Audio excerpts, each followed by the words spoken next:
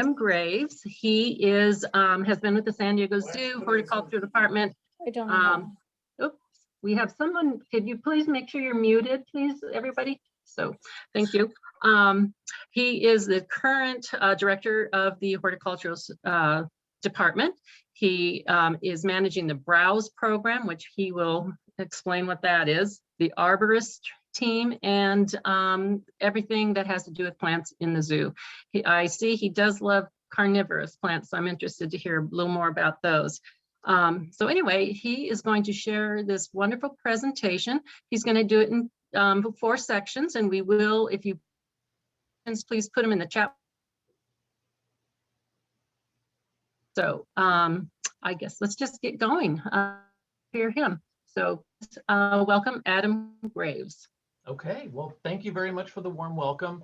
I'm really excited to give this presentation. Like I was telling Martha earlier, when I was first contacted to give it, I thought, man, what am I going to put in this presentation? And then as I started taking pictures and walking around zoo grounds, I thought, what am I not going to put in this? 45 minutes to an hour is never going to be enough to talk about our botanical collection. So a little bit more information about me. Like Martha had mentioned, I'm the director of horticulture here at the San Diego Zoo. And I've been that for a little over a year now. And if you think about what's been going on over the last year, that's a lot of interesting things to deal with. So it's been a very exciting time, but luckily our botanical collection has been taken care of very well. And we're just excited to be open again and to be able to share what we get to see every day with visitors. So before I was director here, like she had mentioned, I managed the Browse program and the arborist team, and I'll talk a little bit about Browse later.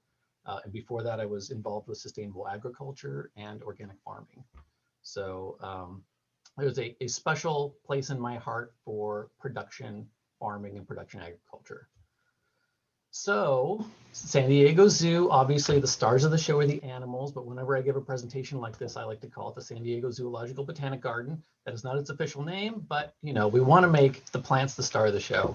We have a really amazing world-class collection, and to be able to share some of the special things we have is amazing. And just being able to raise the profile of what we do, how we do it, how it factors into plant conservation and public outreach, animal nutrition. There's really a lot of things that we do that people don't know about. So to be able to share that is really great. So before I jump into the plants directly, let me see here. There we go. I do want to talk a little bit about the history of the zoo because it is pertinent. So the zoo is a little over 100 years old, and it was originally founded right after the city of San Diego fought to host the 1915 Panama Exposition. So that was the event that a lot of people say put San Diego on the map, and it was celebrating the opening of the Panama Canal and San Diego's status as the first US port of call. So a lot of very rare and exotic animals were brought here. Some were rented from a local company. And throughout the exposition grounds, there were over 2 million plants of 1,200 different types. So you can see some of the photos here on the right. That's Balboa Park about 100 years ago when they were constructing all of these buildings. It's fascinating to kind of look back in time and see how the area has changed quite a bit. But the animal and plant connection was pretty strong even 100 years ago. So of course, after the exposition, like every huge party, nobody wanted to help clean up. A lot of the exotic animals that were brought here, they did not have an exit strategy for him. So they left them right along Park Boulevard. One of the companies that they had rented a lot of the animals from went out of business halfway through the exposition. And they said, no, thanks. We don't want any more elephants. We don't want any more tigers. We don't want any more lions. And at that point, the founder of the zoo, Harry Weatherforth, entered. So basically he was driving down 6th Avenue and heard the roar of a lion. And he turned to his brother and said, wouldn't it be splendid if San Diego had a zoo? You know what? I think I'll start one. He made it sound so easy. The zoo is gigantic. We do so many things, but it had such a simple start. So he created the Zoological Society of San Diego back in 1916. And for about 4 or 5 years, the animals stayed in place along Park Boulevard. So they didn't have grounds. They didn't have a parcel of land. He was feeding them with donations from local companies, with general forage and farmers. And then finally in 1921, he was able to secure a parcel of land in Balboa Park. And that pretty much planted the seed, if you don't mind my play on words, for the zoo that you see today. And the rest is pretty much history. Or is it? So one of the things that Dr. Wegeforth really, really was passionate about was transforming the zoo grounds into what he called a capacious sylvan zoo with a luxuriant growth of trees and forest. And he obviously had quite a way with words. So back before the zoo was around and before the exposition, this was all scrub mesa chaparral, which at the time was not considered desirable. Today we would call that native habitat and we would want to preserve it. But he wanted to create this shining jewel right in the middle of Balboa Park that was going to draw people from all over the world. So looking at these pictures that I took just a couple of days ago, I think he succeeded. So you can go up on Basher Bridge, which bisects the zoo right in the middle, and look around, and you can barely even tell that there's a zoo there. You know, all you see is tree canopy and cover. You can see bamboo, and this is in winter. So imagine what it's going to look like in late spring and early summer. Everything's just going to be popping out. So, actually, there's one more thing about this. So Harry Wegeforth contributed quite a bit to this canopy cover. So the stories go that he was walking along zoo grounds every day, and he would take his cane and make little divots in the ground and plant eucalyptus, acacia, and pepper. So he really literally planted the seeds for a lot of the trees that are still here today. And if there's one thing that I could go back in time and ask him is, why those 3 species? We're still taking out eucalyptus, we're still taking out acacia, we're still taking out pepper, but you got to start somewhere. So we did appreciate the fact that he really started the process. So fast forward to 2021, I think we can skip 2020 for obvious reasons. Now the San Diego Zoo and the San Diego Zoo Safari Park are both accredited botanic gardens as of 2016, which is actually pretty recent considering how much botanical collection we have to offer. We have over 700,000 individual plants at the zoo alone, comprised of over 13,000 prominent specimens representing over 3,100 species. And that's just the zoo. So the estimates up at Safari Park are about 1.3 million individual plants. It's a huge amount of plants that we have here. And we're really involved deeply in plant conservation and have lots of collaborative partnerships that I'll talk about a little bit later. So right now we have about 40 plus staff, so I think 41 at the moment, and that's horticulturists, arborists, propagators, plant registrars, browse staff, and collection experts. We have 4 main greenhouses. That's 2 orchid greenhouses, one for warm and one for cool. 1 propagation greenhouse and a carnivorous plant greenhouse. That one's pretty cute. It's tiny, I'll be honest. We also have a micropropagation lab for our conservation work with exceptional endangered species. And even though it's not at the zoo, we do have a seed bank at Safari Park, which is critical for saving Southern California native species. And I believe they have about 350 different species and 550 different species and 350 different taxa up there. So when you put it all together between the zoo and the Safari Park, that's about 1,900 acres of growing space when the Safari Park is included. So that's 500 in active maintenance and about 1,500 dedicated to the preservation of natural habitat and habitat restoration up in Escondido. So looking at this map, what do we take care of? We take care of almost everything green on zoo grounds. Of course, I say almost because we do share some of the responsibility inside the exhibits with the wildlife care staff, mostly because of access. You know, they frown on the fact that we want to be in there at the same time as the tigers and trim the trees. That doesn't work very well. So working around endangered animals requires special training and skills, and often the plants are inside exhibits as a shared space. So, you know, if you go into an aviary, for example, we have guests going in there all the time, but often the birds are on eggs or they're, you know, they have some issue that would make it sensitive for us to be able to go in and work around them. We can't always fire up the chainsaws and the line trimmers and work wherever we want, whenever we want. So we have to be pretty conscientious of that. Everything outside of an exhibit, however, is under our purview.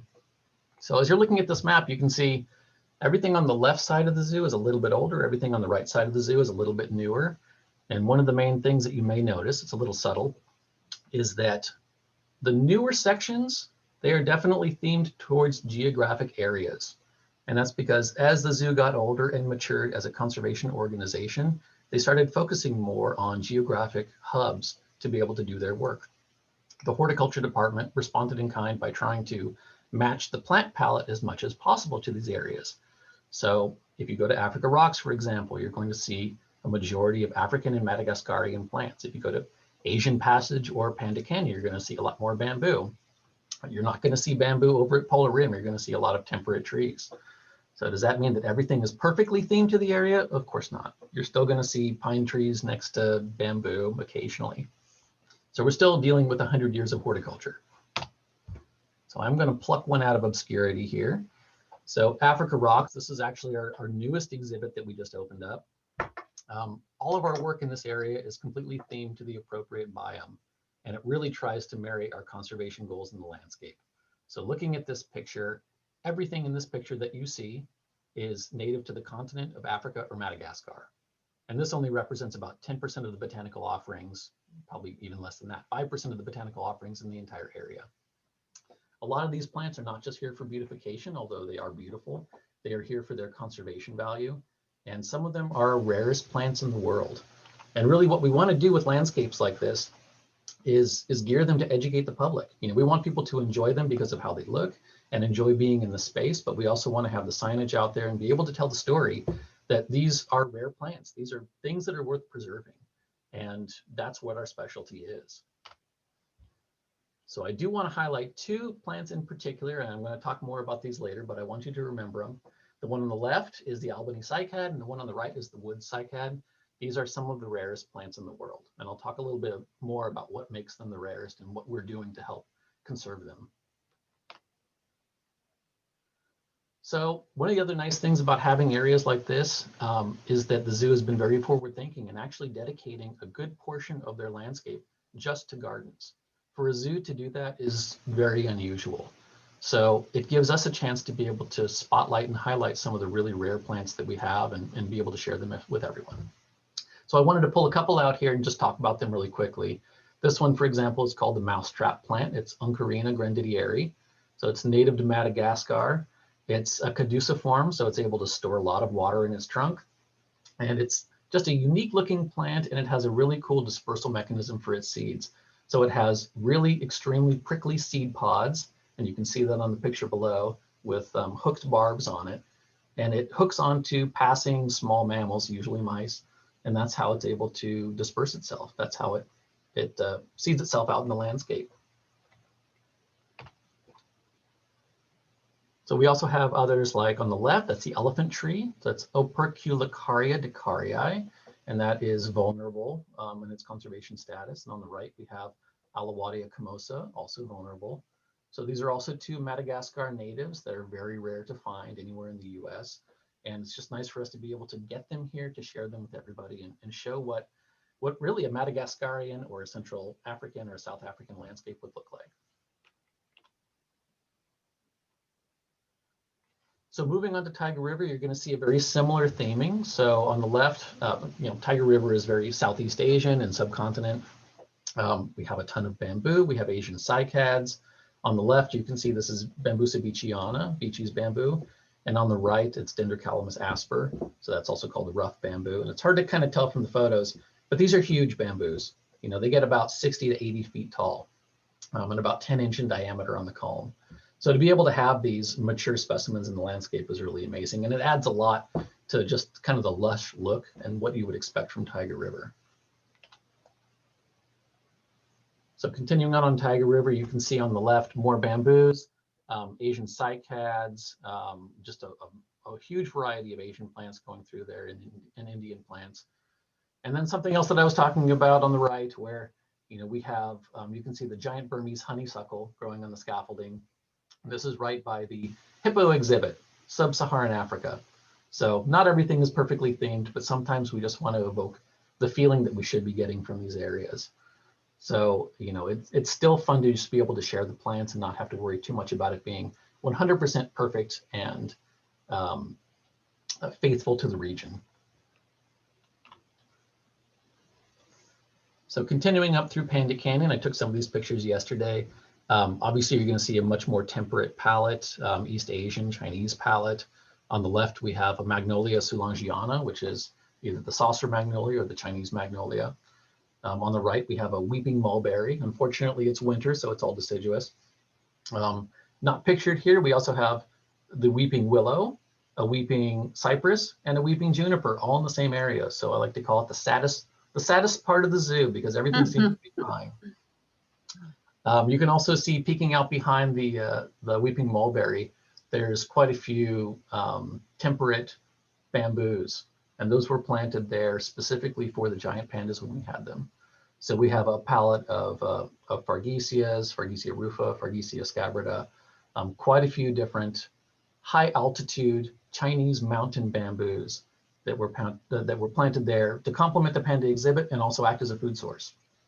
So that wasn't our primary food source for pandas, just because the volume wasn't high enough on those, but we wanted to have something that was representative of what they would eat in the wild, in their natural habitat, and be able to provide them for them on a regular basis. All right, so that brings us to the Children's Zoo. As some of you may or may not know, our Children's Zoo is currently under construction. It was completely brought down to the ground and we are starting from scratch. It is going to be amazing. And the way that the zoo is working now, it is even more focused on matching the plant palette to the animal palette. So I did want to give just a little taste of some of the concept art here and talk specifically about one case study of the hummingbird aviary. So the hummingbird house in the old Children's Zoo was much beloved. Everybody loved it. It was kind of a nice quiet place for people to go and get away from the crowds. So they wanted to create that again with the new hummingbird house that they're creating.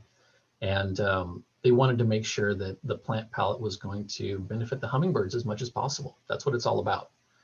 So hummingbirds, as some of you may know, are New World animals. So that means that they're native to North, Central, and South America. So we decided we wanted to match them with New World epiphytes. So we have quite a few Central and South American orchids on the interior, and a mix of New World pollinator plants on the outside to encourage native hummingbirds to come and visit. So the amount of detail that we put into the orchid selection on the interior of this aviary was exhaustive.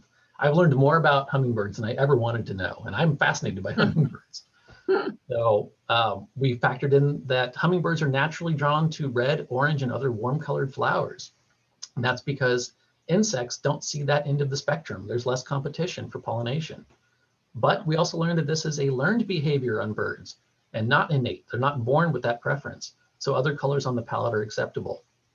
And the last thing that we learned that was factoring into our decisions was that some orchids have co-evolved with hummingbirds to develop dark pollen. And the reason that they have that is because they can better rely on hummingbirds to spread their genetic material. If the color of the pollen matches the hummingbird's beak, the bird is less likely to scrape it off, and they're more likely to bring it to the next orchid on the line. So it's fascinating stuff that we get to deal with. And it's amazing that we get to work with animal experts in figuring this stuff out, because a lot of this, there is no playbook. We're just doing our best guess and doing as much research as we can to try to make sure that it's going to be as appropriate as possible. So, and again, with the general geographic theming, the new Children's Zoo is going to have 4 distinct environments, which we're going to have, of course, a reflecting plant palette for it. So desert dunes, wild woods, rainforest, and marshmallows. Okay, so I'm going to take a brief pause there. Okay, good. I have a couple comments in the chat room for you, Adam. Yeah, let's go for it. First, someone stole my question I was going to ask, which is it true that the flora is more valuable than the animal collection at the zoo? So I know in the past that is true. I've heard that statistic before. I don't really think that they are that comparable, though. They're both invaluable. It's really difficult to put a dollar value on any of this. That's the official answer. My personal answer is, of course it's more valuable than the animals. I just look at our orchid collection that we have. It's an amazing collection. It's very, very rare, but no, really it is incomparable. Okay. So we like to take them as one entire collection together. Okay, that's a fair answer. Yeah, sorry, that's a diplomatic answer. Now, another question we had is, how do you keep that bamboo from spreading? Good question. So there are several different types of bamboo in terms of habit. So we have the runner bamboos, and those are the ones that have rhizomes that spread all over the place. We don't generally plant too many of that. We do have them some places, but we try to avoid it. We have planted it as a food source for the pandas up at the safari park because we wanted it to spread and we wanted to have the high volume. We try to focus more on the clumper bamboos, and those are the ones that grow in concentric circles. And those will still grow. They're still somewhat aggressive, but they're much more manageable. That and the fact that the zoo has hardscape all over the place, that's really the only thing that stops the bamboo from spreading. That makes sense. Yeah, but no, trust me, I've seen bamboo grow all over the place. Give it an inch and it'll take a mile for sure. Yeah, yeah. Real quick question. Do you have a date that the children's zoo will open? Yes, so the Children's Zoo is slated to open on October 1st of this year. And I don't know October. if it's public, but there is going to be a section that would open earlier. So I can't really give a specific on that. I don't know if it's out there in the world, but keep watching the zoo's website and you'll see when it's available. Okay. The other question is, what is the time frame for the development of the children's zoo environments? I'm not sure I understand the question. Does that mean how long did it take us to plan the children's zoo?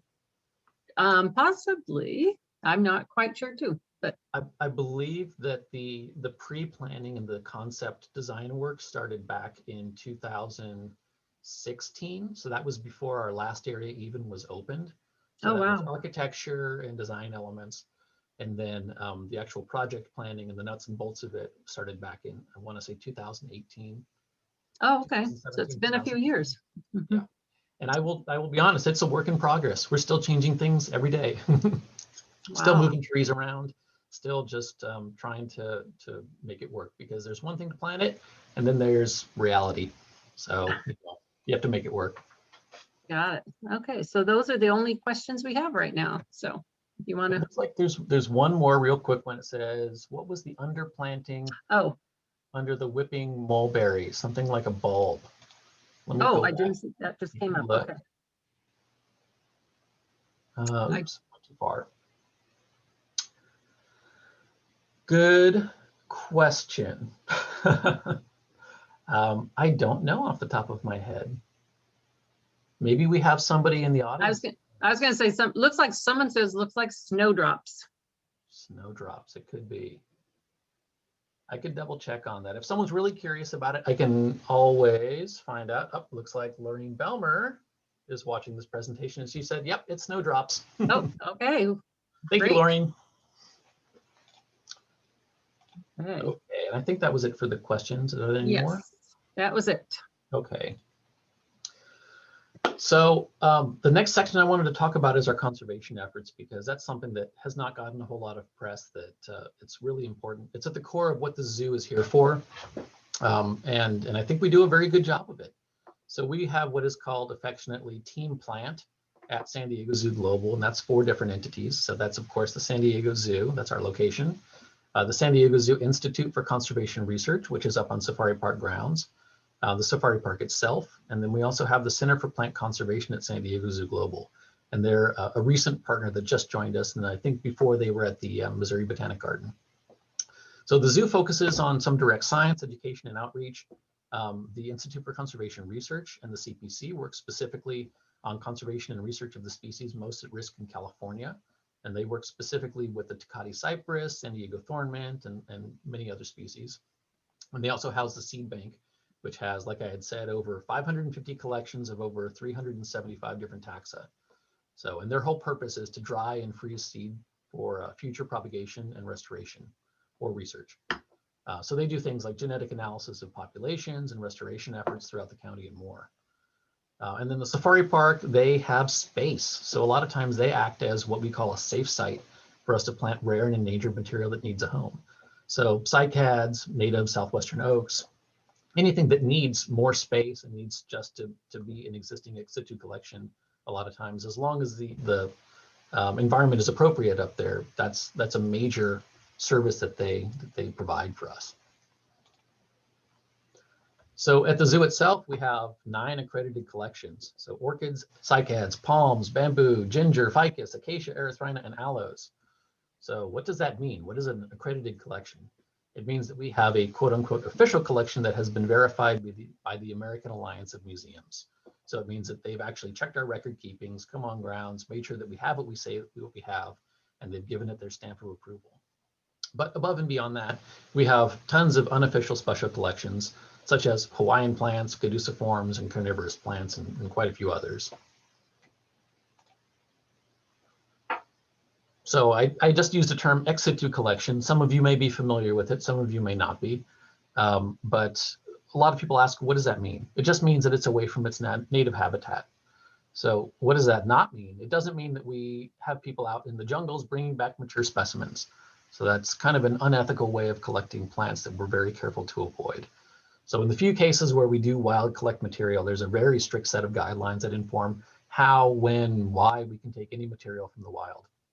So like I said, the mission of San Diego Zoo Global is habitat conservation. So the last thing we want to do is pillage a habitat and remove the last few specimens unless there is a very, very good reason to do so, and we are invited by the local community. So there are some situations where there's a small population of plants that is in danger of either development, or it's in danger of being wild collected to death, or some other imminent hazard that is unable to be protected in the wild. And we will step in and say, we can give this a safe home and be stewards of these plants temporarily until we can get them back into their native area. So what's the value of a botanical collection? So to me, that's kind of self-explanatory, but I've had people ask me that before. Why bother having a botanic garden? Well, it's important because it serves as a genetic repository for future conservation work. And like I had mentioned, it serves as a safe site for endangered species that no longer have a safe habitat. And sometimes a living collection is the only way to preserve a plant group. Cycads in particular, there is no easy way to seed bank cycad seeds. So what do we do with these plants? They're highly trafficked, they're disappearing. What do? We put them in our landscape. We keep them alive until we can figure out the best strategy to conserve them. And of course, public education and enjoyment. A big part of our mission is reaching out to people and explaining to them what we do and why this is important. Presentations like this help further the zoo's mission and help further the conservation goals. And finally, the botanical collection is accredited as well, and that requires upkeep and verification. So it's basically us saying that we have what we say that we have, which is important too. So going further into our conservation work, we work with exceptional endangered species. So what does that mean? That basically means species that cannot be seed banked through traditional means. So the three main ones that we really work with right now are oaks, cycads, and orchids. We are especially suited to move the needle to work with these species because of their special concerns and the expertise needed. So for example, oaks cannot be seed banked because acorns only last about 6 months to a year. Their viability requires a high moisture content that freezing and drying destroys. And if you don't freeze or dry them, then the moisture content opens them up for fungal contamination. Orchids, many of you know, they have microscopic seeds that may require fungal interactions in the environment to germinate and grow. And they're basically parasitic until they can mature and become self-sufficient. And then cycads, like I mentioned, they're one of the oldest plant groups. The seeds cannot be dried and frozen, and currently the best storage system is in a living collection. So with oaks in particular, so we are working with 5 species. We partner up with the Global Consortium for the Conservation of Oaks to preserve oaks worldwide. And we have taken on these 5 species in our region in Southwest California. The Cedros island oak, the island oak, the Nuttall's oak, the Engelmann oak, and the island scrub oak. And so we are first and foremost trying to end extinction in our own backyard. Populations throughout Southern California, Baja, and islands off the coast of San Clemente are where you would find a lot of these oaks. And climate change and invasive pests have really been destroying their numbers quite a bit. So what do? We collect acorns, we grow seedlings, we share with our friends. That's the first step. That's the easy step. So we share them with other botanic gardens in the region as appropriate. So like the Rancho Santa Ana Botanic Garden, the San Diego Botanic Garden, and the Huntington. And then we do have the science side as well. So this is where some of our micropropagation comes into play. So we collect acorns, we take live tissue, we apply a chemical cocktail to have them grow in media, and then we try to cryopreserve them. So one of the partnerships that we have is with the Huntington, who have their own cryopreservation facilities where we sink it into liquid nitrogen and we flash freeze it. And the hope is that then we'll be able to thaw it, we'll be able to pull it out, and we'll be able to root it into the landscape. So this is pretty exciting stuff. It looks like little meatballs with leaves on the left, but to get to that point is quite difficult. So everything that you see that I've written up there in green is something that we've gotten pretty down pat. Everything that's in yellow is something that we're working on right now, and red is something that we're going to be working on further down the line. So the whole goal with this is to create an exit strategy where we can do the hard science. And once it's done and duplicatable and publishable, then we can hand this off to our partners who are able to take all of this knowledge that we've been able to research and continue on with the conservation goals. And then we move on to the next round of species and do some of the heavy lifting that we're suited to. So cycads, like I said, we have our living collection of cycads. They are ancient plants, ancient meaning they were eaten by dinosaurs, and they're also some of the most trafficked plants in the world, and by extension, some of the most threatened. So cycads are distributed globally with exceptional populations in Asia, the Americas, Australia, and Africa. And for our part, we share pollen and other propagative material with other institutions all over the world. So like I said, there's no great way to store cycad seed reliably, but we are looking at cryopreservation as being an option in the future. So we're trying to research that a little bit more. So the ones you're looking at right now are part of our neotropical cycad collection with diones on the left, and on the right, it is a Ceratozemia hildae. So that one's pretty cool looking. To me, it looks almost like bamboo. It doesn't really look like a cycad. And it's a little unusual in that, you know, if you look at the cycads on the left or your traditional cycad, like a sago palm, they have an above ground trunk. Well, the one on the right actually has an underground caudex, an underground trunk. So it's just kind of a cool example of one of the cycads that we have. And another picture of some of our African cycads. So these are specifically Encephalitis species. And these are mature specimens that have been around a while. So anyone that's grown cycads on their own know that it's not a plant for people that like instant gratification. It takes them a while to get to this size. So the most common cycad in cultivation is a sago palm. And those are actually relatively fast growing in comparison to the others. So the fact that we have some that are this size and this healthy looking is pretty impressive. And of course, I said I was going to promise that I was going to talk about the two cycads that I spotlighted in the beginning. These are two of the rarest plants in the world. So on the left, we have Encephalitis latifrons. It does not have a common name. Excuse me, I'm sorry, it's Albany cycad. It does have a common name. And then on the right is Encephalitis woodii. So the Encephalitis latifrons has about 65 individuals left in the wild at the last count, and probably less now because that hasn't been counted recently. And on the right, the Encephalitis woodii, completely extinct in the wild. So what makes it more challenging is that the Encephalitis woodii only has clones from the same plant in existence that we know of. So they are all male plants, all in botanic gardens or in personal collections. So what do we do with these? How do we bring them back from the brink? So on the left, that plant, we're working with a genetic analysis of leaves from the native populations to see if they are connected or not. We're hoping that they are not, and that they are separate populations, so that when the time comes, we'll be able to share pollen. As for the one on the right, the best hope is that, first of all, we can continue cloning it, continue propagating it to buy time while we figure out what to do with the rest of the world. And also there's some hope that we would be able to hybridize it with other closely related species and then back cross to get better genetic variation. So as the science changes, our strategies change. But for the moment, we just want to make sure that they don't disappear, that they don't die.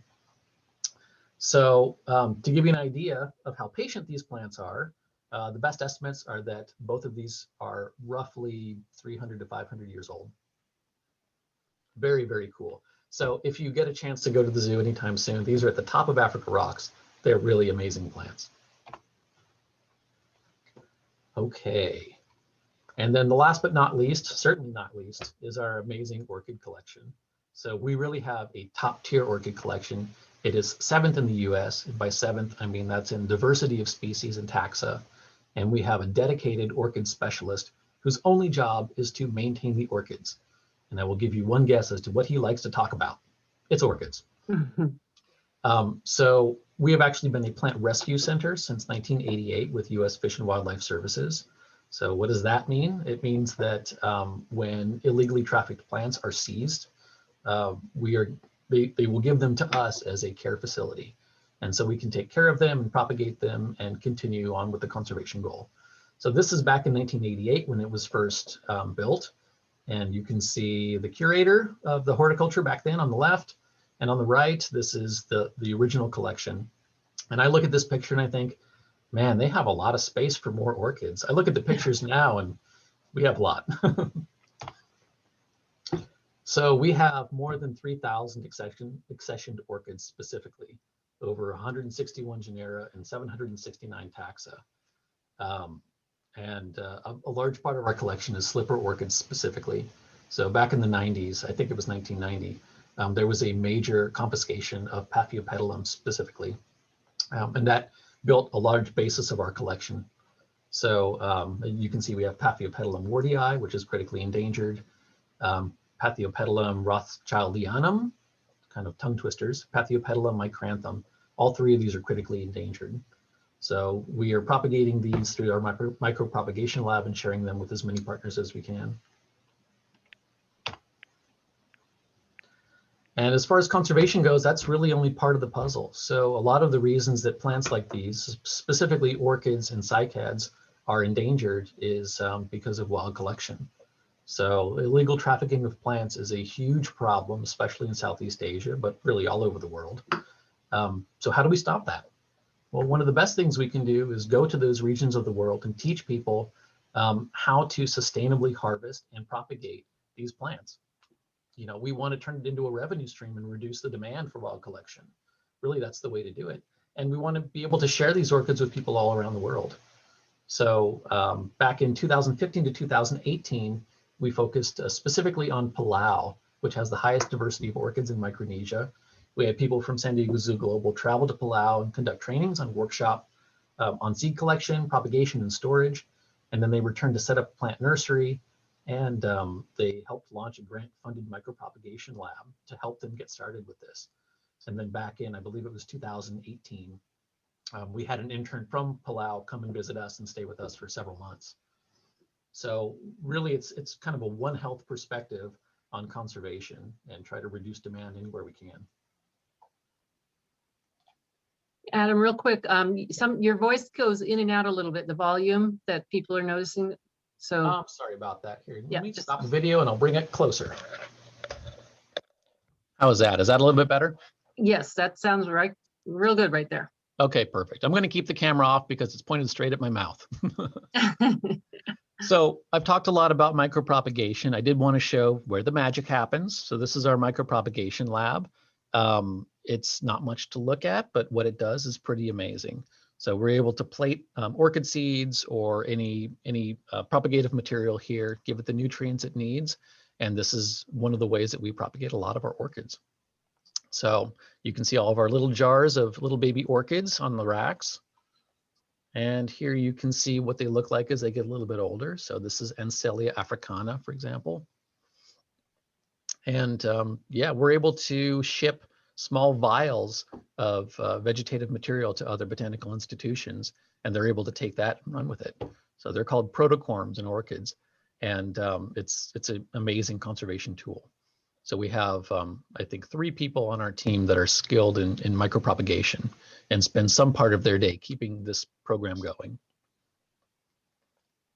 And of course, once I started taking pictures of orchids, I couldn't stop. So I did want to share some pictures of our really cool orchids. Of course, orchids are the largest plant family with about 35,000 different specimens.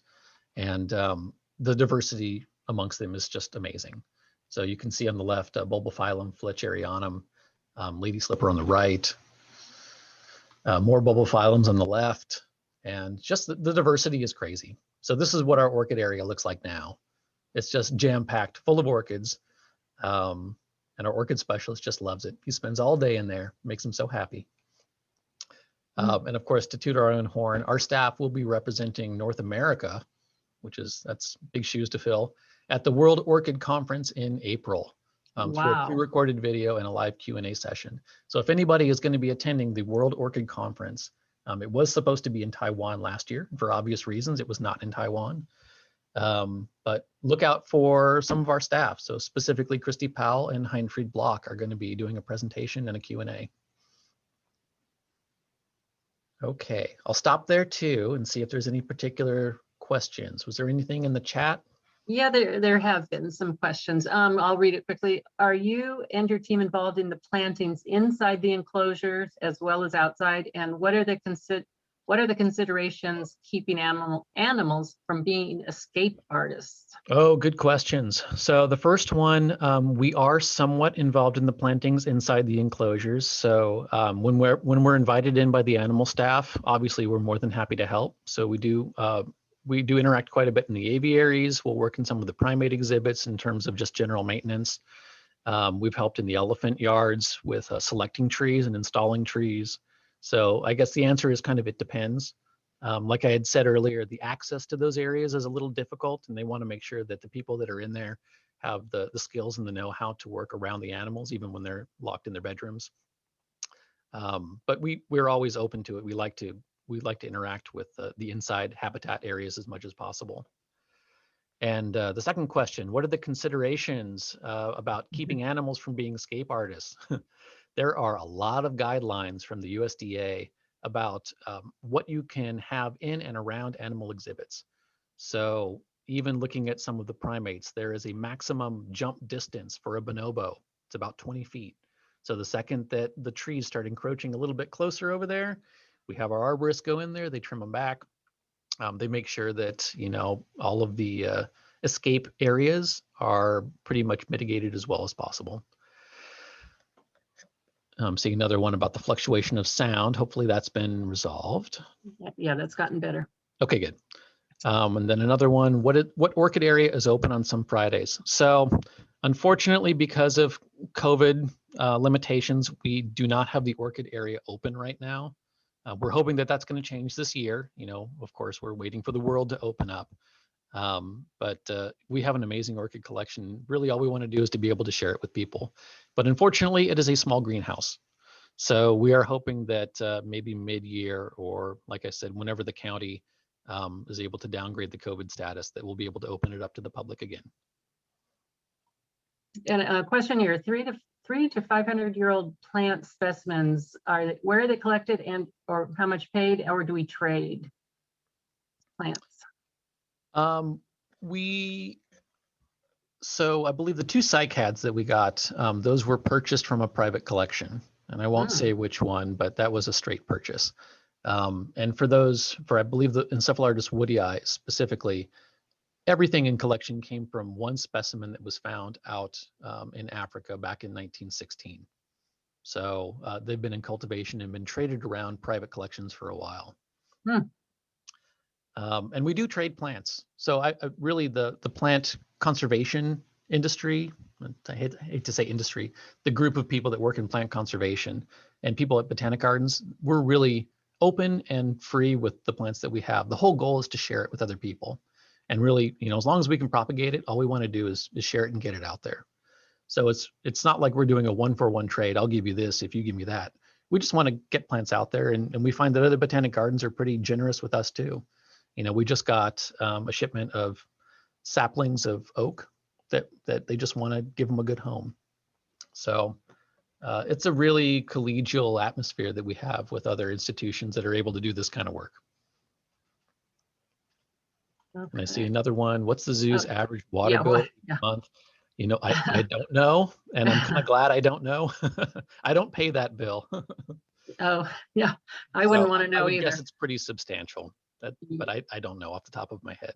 Yeah. Because the water goes into all the animal exhibits and all of the public areas as well. It's not just horticulture, of course, although irrigation takes a big part of it. But that does bring up a good point, though, about irrigation. You know, we are in a desert region. This is San Diego. We're not kidding ourselves. Water conservation is really important. So we try to make sure that we are on the cutting edge of efficient watering systems. So we use a lot of MP rotators, and we use a lot of drip irrigation whenever it's appropriate. Okay. And then one other cycad question: how is the age determined of a cycad? So let me go back here, and I know Laureen's watching. She'll tell me if I'm saying the wrong thing. So I believe it is through the frond petioles on the trunk. Oop, too far. So if you look at the one on the left, it grows a certain amount every year, and you can see all of those fronds up at the top. Eventually they fall off. It creates a new frond base, and you can kind of estimate based on the height of the trunk. So the fact that this one has a really, really tall trunk, that is impressive. That's not always the case, because the one on the right, it's not that tall. It's just a slower growing cycad. Do you know the age of these trees, these particular trees? These are the ones that are estimated to be between 300 and 500 Oh, years old. these two are, okay. Yeah. Okay. So you should have seen us sweating bullets when they were getting installed. Yeah. Imagine. Okay. Let's see. Any other questions before I move on to the next section? Not at this time. I'm still happy to field questions at the end of it too. So. Okay. Yeah. Oh, yeah. Sure. That'll be great. Okay. So the next section I wanted to talk about is browse. So some of you may be familiar with what that term is, and maybe not. So browse is the actual dictionary definition is the leaves, shoots, and twigs of shrubs and trees used as food for animals like cattle and deer, which I laugh whenever I see that, because it makes me think of the picture on the left. It makes me think of a little girl plucking flowers out of her basket and giving them to the primates, when the reality is it is truckloads and truckloads and truckloads of material every day. So basically, we have an 8-person browse team that are farmers for the animals. That's all they do, is they maintain our plantings. They harvest full time just for animal consumption and enrichment. We have about 30 plus acres between the zoo and safari park and a few offsite areas just dedicated to growing animal food. And we'll serve everything from elephants to ants. So stop for a second, think about an elephant, think about how much they eat every day. What you see in front of you is this is Shaba. Shaba's Thanksgiving afternoon snack. And we have over a dozen elephants between the safari park and the zoo. That is a lot of material. So the elephants get an entire stake bed truck full of material a day, and they're just one animal. So we feed about 300 plus animals between the zoo and the safari park, which is quite a bit of material. So elephants, for example, they'll get primarily ficus, acacia, and giant bird of paradise, but they'll also get mulberry, Chinese elm, Tipuana tipu.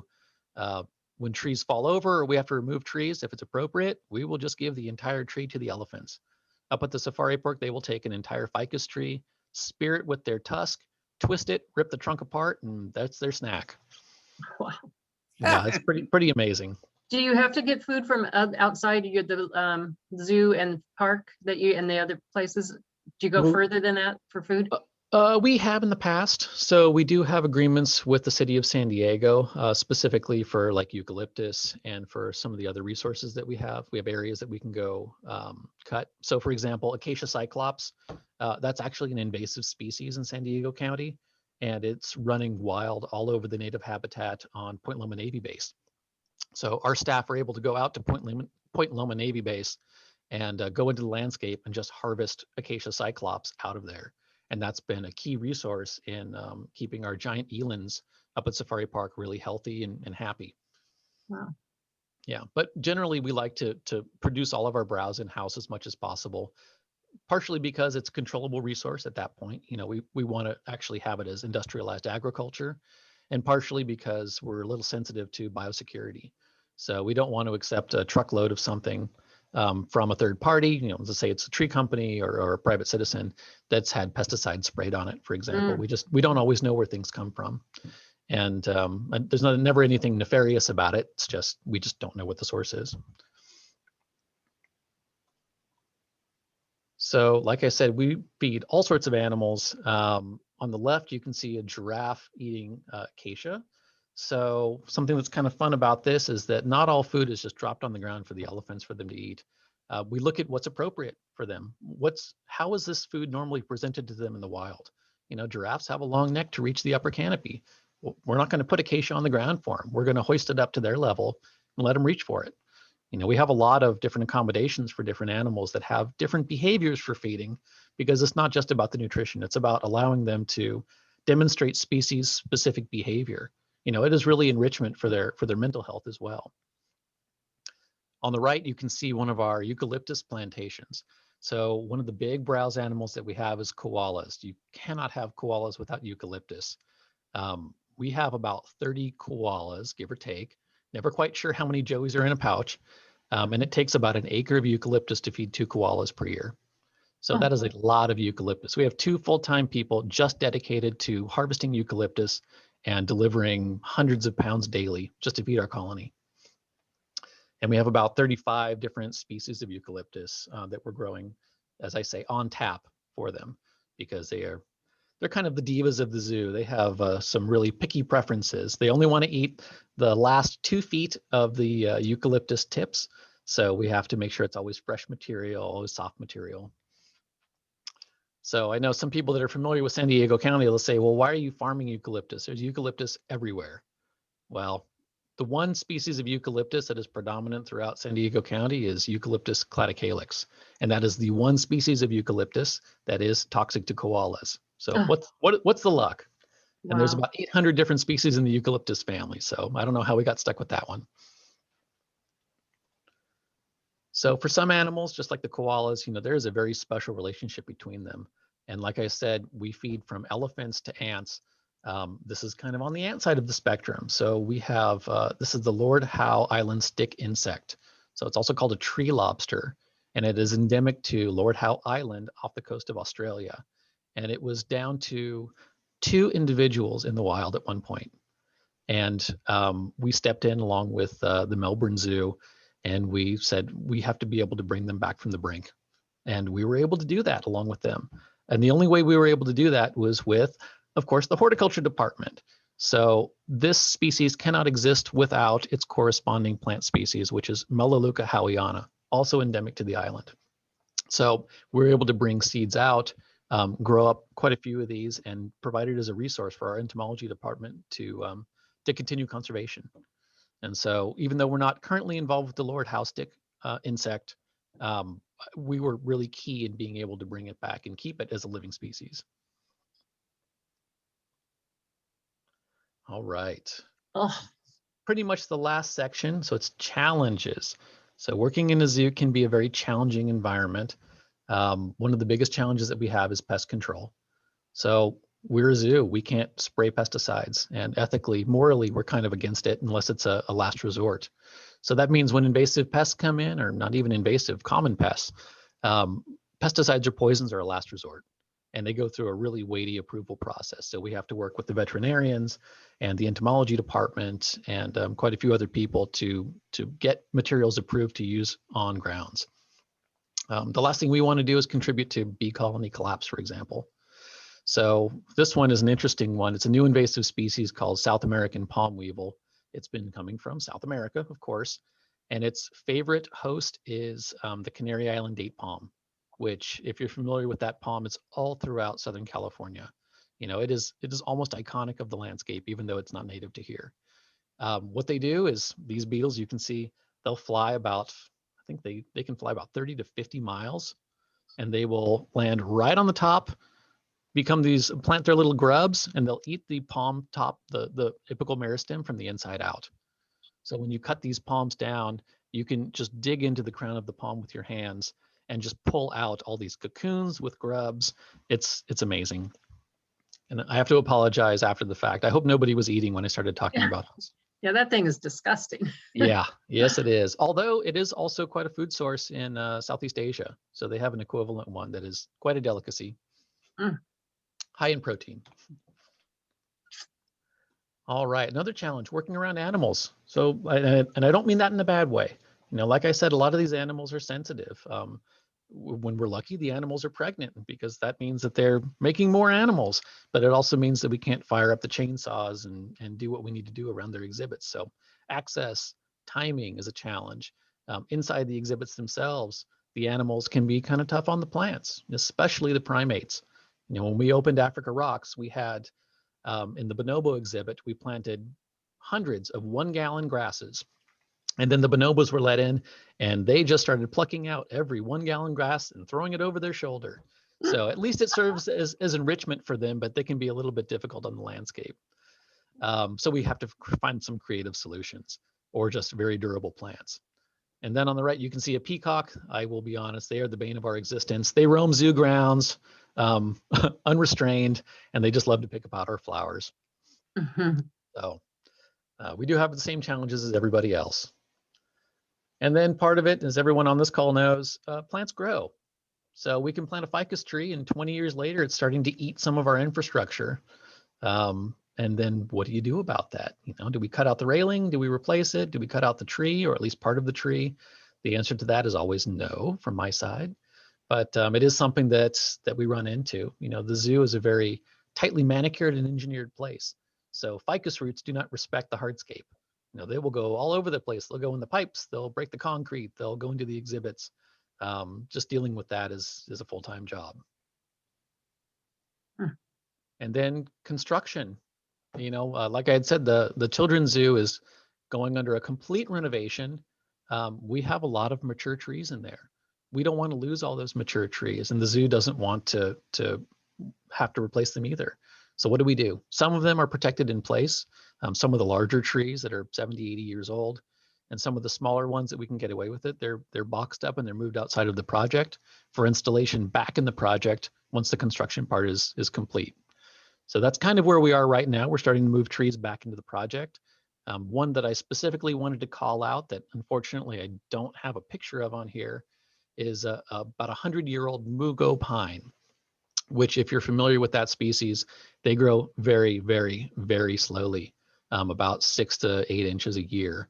And this one is about 25 to 30 feet tall. So it's been around possibly since the entire founding of the zoo. We don't know that for sure, but there are some suspicious photos from the Japanese tea garden exhibition back in 1915 that show a very small mugo pine that was about in the right spot in the right place at the right time. And I think that's pretty much it. I feel like I've barely been talking, but the timer says I've been talking for an hour.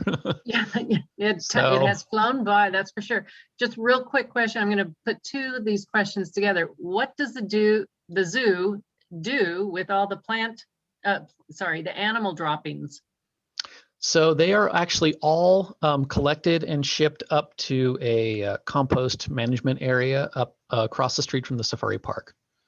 So it gets composted, it gets, it just gets turned into compost. It's very high in organic matter. I wish we could use it all, but you know, like I said about the elephants, a lot goes in, a lot comes out.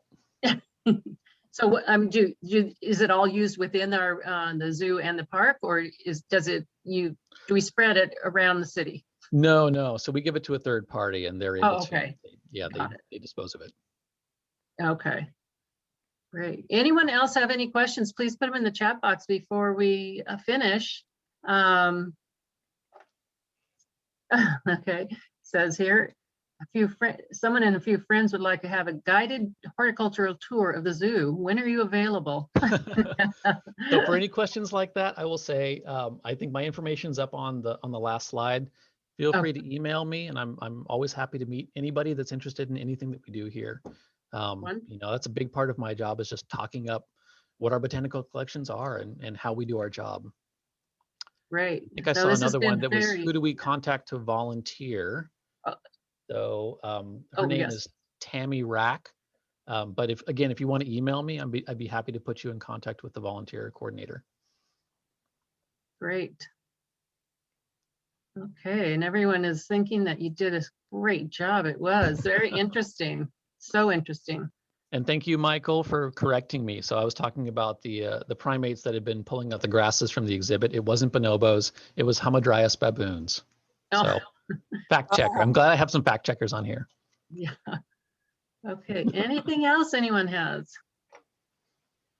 Okay, I guess colleges. Sorry. Oh, I didn't mention Adam is a graduate locally. One of the colleges we provide scholarships to. Which college is that? I have a degree from City, I have a degree from UCSD, and from Miami University in Oxford, Okay. Ohio. Okay, we're Two of talking those about are local. locally, it's our city college here, and that's your urban area, right? Your Yeah, urban yeah. edge. No, that was a Yeah, fantastic place for me to go. I love their urban agriculture program. I spent many hours on their farms on grounds there. wonderful. So thank you. Thank you for offering scholarships, because I think that was probably where I learned the most of practical horticulture skills. Oh, that's wonderful to hear. Thank you. Of course. Okay, Well, anyway, I'll this stick has around been for a few more minutes, but I do want to okay. just thank everybody for listening. I hope everyone found it interesting. I hope I wasn't just talking everybody's ear off, but like I said, if anyone wants to contact me with specific questions, or you want to meet up and just talk plants, I'm totally open to that. Yep, no, that was great. I think it's a lot of good information. Yeah, everyone's been to the zoo, but there's so much we don't know about how it gets to how it is now. So This is how the sausage is made. yes, that's a good way to put it. Yes. Okay. So I see another question. Is the Orchid House the Yes. one open monthly on Fridays? Yes, normally it is. Like I said before, because of COVID, unfortunately, that's not an option at the moment. But as soon as we're able to responsibly, in terms of public health, we'll open it back up again. Okay. And I haven't checked lately. Is admittance to the zoo right now by appointment? It is still by reservation, Oh, yes. reservation. Okay. Oopsie. Okay. Anything else? Oops. Okay. Well, I thank everyone for attending tonight. It was nice to have so many people come and listen. And I hope you tune in to our next program in March and those past that. So just watch your emails for our notifications. All right. Well, thank you again, everybody, and have a wonderful rest of your evening.